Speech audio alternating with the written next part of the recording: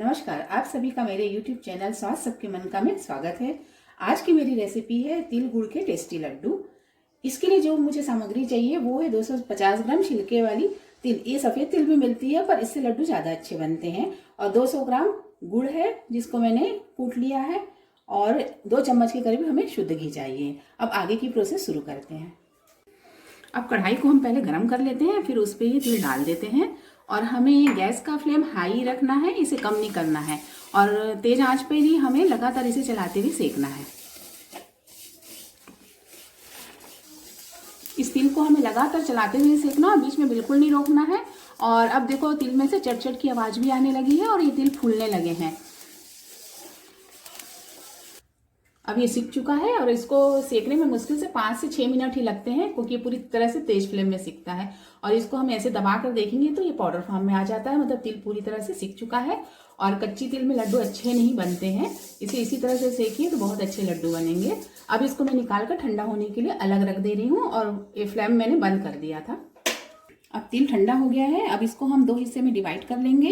एक हिस्से में हम दरदरा मिक्सर ग्राइंडर में धीरे धीरे करके पीस लेंगे, जो कि मैंने ज़्यादा रखा है और सिर्फ थोड़ा तिल मैंने खड़ा रखा है। अभी 3 हिस्से तिल को मैंने हल्का दरदरा पीस लिया है। अब इस तिल के में मैं इस खड़े तिल को भी मिला देती हूँ। अब हम चाशनी बनाते हैं। अब कढ़ाई में हम 2 चम्मच घी डाल दे रहे हैं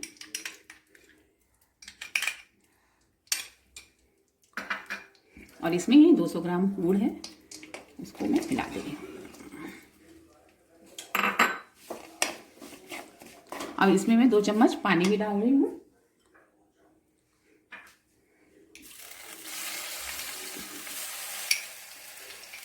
अब गुड़ धीरे धीरे अच्छे से मेल्ट हो जाएगा। अब गुड़ में बबल्स आने लगे हैं। अब इसको हम चेक कर लेते हैं पानी में डालकर। अभी पानी में ना जम रहा है तो समझो ये चाशनी बनकर पूरी तरह से तैयार है। फैल नहीं रहा है, ये गुड़ ऐसे जम गया है बस। अब इसमें हम तिल डाल देंगे।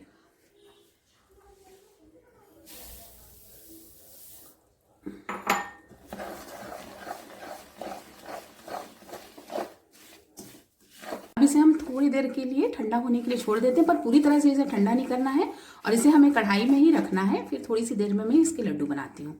अब हम हाथ में घी लगा लेते हैं क्योंकि ये अभी भी बहुत गर्म है। अब इसको मैं एक चम्मच की मदद से इसको एक स्कूप लेकर हाथ में ले लूँगी, क्योंकि अब इसको मैं ऐसे हाथ से हिला दूँगी। हिलाने के बाद ये आसानी से बन जाएंगे, आपको ज़्यादा दबाने की ज़रूरत नहीं पड़ेगी। इस तरह से लड्डू बनकर तैयार हैं। इसी तरह मैं सारे लड्डू अभी बना ले रही हूँ। अभी पानी लगाने की अगर ज़रूरत लगे, आपको बहुत बिल्कुल सहन नहीं हो रहा तो आप हाथ में थोड़ा हल्का पानी भी लगा सकते हैं, नहीं तो ऐसे तो ही बन जाते हैं। है तो गर्म अभी।